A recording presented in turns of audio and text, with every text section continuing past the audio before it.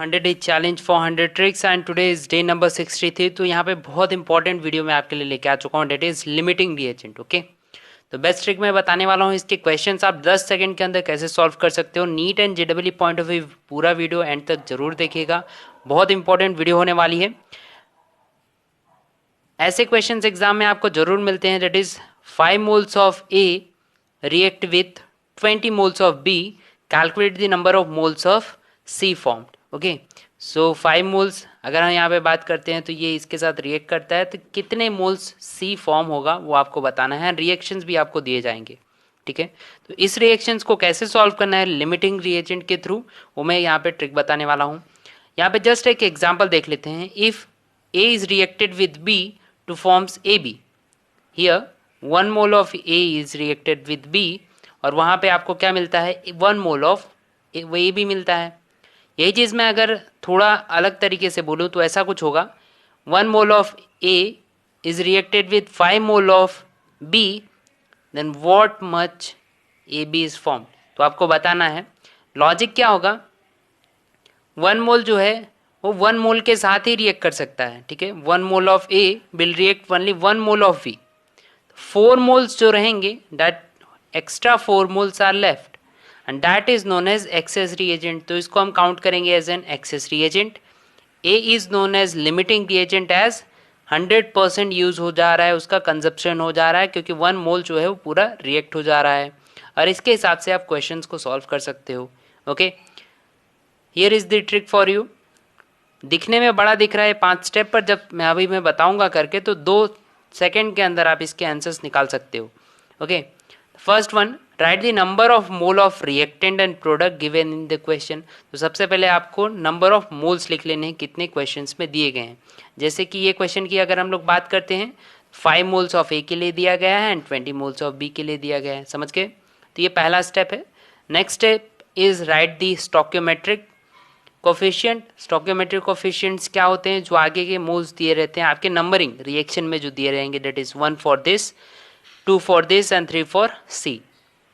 Then divide normal, that is जो mole आपको दिया था, एंड विद दैट क्वेश्चंस में आपको जो मिलेगा, अभी जस्ट मैं करके बताऊंगा तो आपको अच्छे से समझ में आएगा।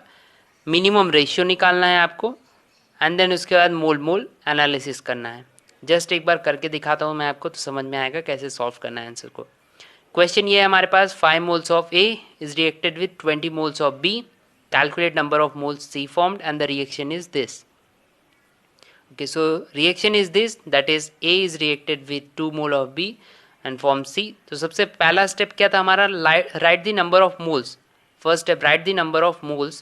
so write the number of moles, 20 was given in the question for A and for B 20 moles। तो यहाँ पे 5 for A था, okay 5 for A, 20 for B and for C आपको फाइंड करना है। नेक्स्ट इज स्टोकियोमेट्रिक कोफिशिएंट्स आपको लिखने हैं। स्टोकियोमेट्रिक कोफिशिएंट्स मतलब जो आगे दिए रहते हैं रिएक्शंस में, दैट इज ए के लिए 1 हो जाएगा, बी के लिए 2 हो जाएगा एंड सी के लिए भी 1 हो जाएगा। थर्ड हमारा स्टेप क्या था, डिवाइड करना था। क्या डिवाइड करना है, ध्यान से देखिए, जो आपने नंबर ऑफ मोल्स दिया गया था क्वेश्चन में, डिवाइडेड बाय स्टोकियोमेट्रिक कोफिशिएंट। तो स्टोकियोमेट्रिक कोफिशिएंट से आपको डिवाइड करना है। ये मोल दिया गया था, स्टोकियोमेट्रिक कोफिशिएंट डिवाइड कीजिए तो ये आपको 10 मिलेगा, नहीं आपको 5 मिल जाएगा। तो यहाँ पे लोवेस्ट कौन है, रेशियो लोवेस्ट कौन है, डेट इज 5 वाला। ये जो आपको मिल रहा है डेट इज 1 आंसर। समझ में आ रहा है ये चीज़ मैं क्या बोलने की ट्राई कर रहा हूँ।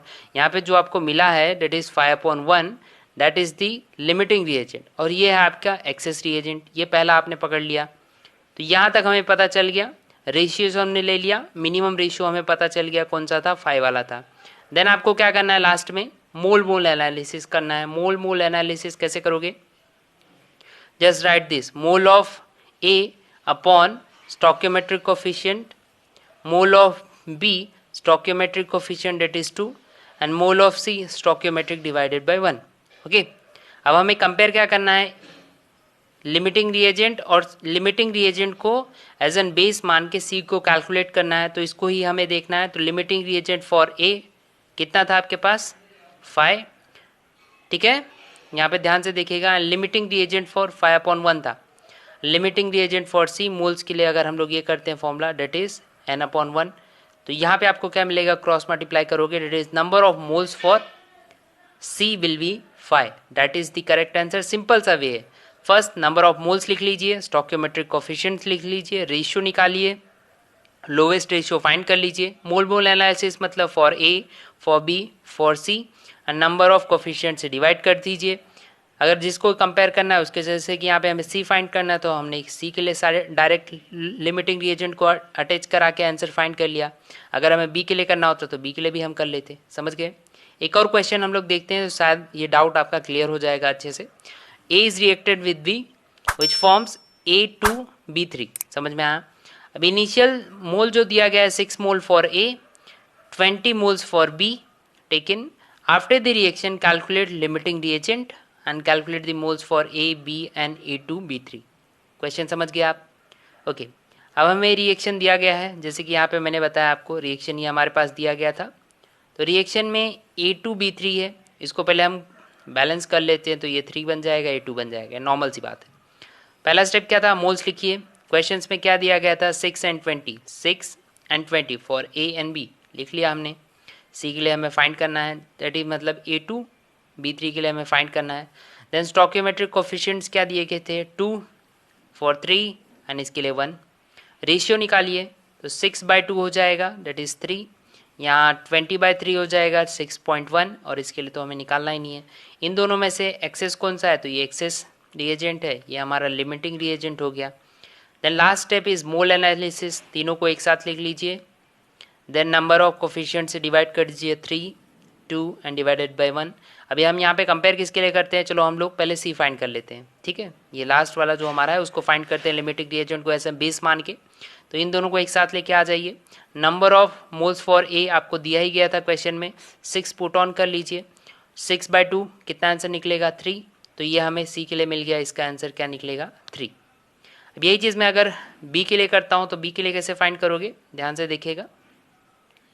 यही चीज़ फॉर B के लिए रख लेते हैं, 6/2 एंड B के लिए आंसर क्या था, दैट वॉज एंड 3/3। तो यहाँ पे हमें 3 आंसर मिलेगा, देखिए डिवाइड बाय 3 था तो 3 × 3 कितना मिलेगा आपको आंसर, दैट इज़ 9। तो B के लिए भी हमने 9 फाइंड कर लिया। अब बात करते हैं कि बचेगा कितना, लेफ्ट कितना होगा। इनिशियली कितना बोला गया था, 20 मोल लिया गया है।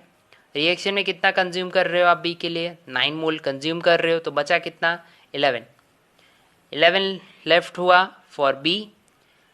A के लिए बात करें, जैसे मैं बात किया लिमिटिंग रिएजेंट है, स्टार्टिंग में हमने सीखा लिमिटिंग रिएजेंट 100% कंज्यूम होता है, तो इसमें 0 बचा। अगर मैं ये C के लिए बात करता हूँ तो C में आपको 3 आंसर मिला है, 3 फॉर्म हो रहा है मोल्स। समझ में आया। तो that was all about this trick. आशा करता हूँ आपको ये वीडियो पसंद आया होगा। 62+ ट्रिक्स मैं बना चुका हूँ, मेरे चैनल पे अवेलेबल है। 100% मैं गारंटी ले सकता हूँ कि 100+ मार्क्स वो आपको दिला सकते हैं। आप यहाँ क्लिक करके डायरेक्टली जान सकते हो, या हमारा पूरा चैनल एक बार ओवरव्यू ले लीजिए, बहुत हेल्पफुल होगा आपकी नीट एंड JEE प्रिपरेशन में। आप हमें गेट अ रिएक्शन नाम से टेलीग्राम पे भी फॉलो कर सकते हो। वहाँ पे handwritten notes, daily questions और बहुत सारी अपडेट्स जो आती है मैं वहाँ पे अपलोड करता रहता हूँ। डिस्क्रिप्शन में एक लिंक मिलेगी, उस पर क्लिक करके आप डायरेक्टली ज्वाइन हो सकते हो। आप हमें टेलीग्राम पे भी फॉलो कर सकते हो एंड इंस्टाग्राम पे भी फॉलो कर सकते हो। Thank you so much.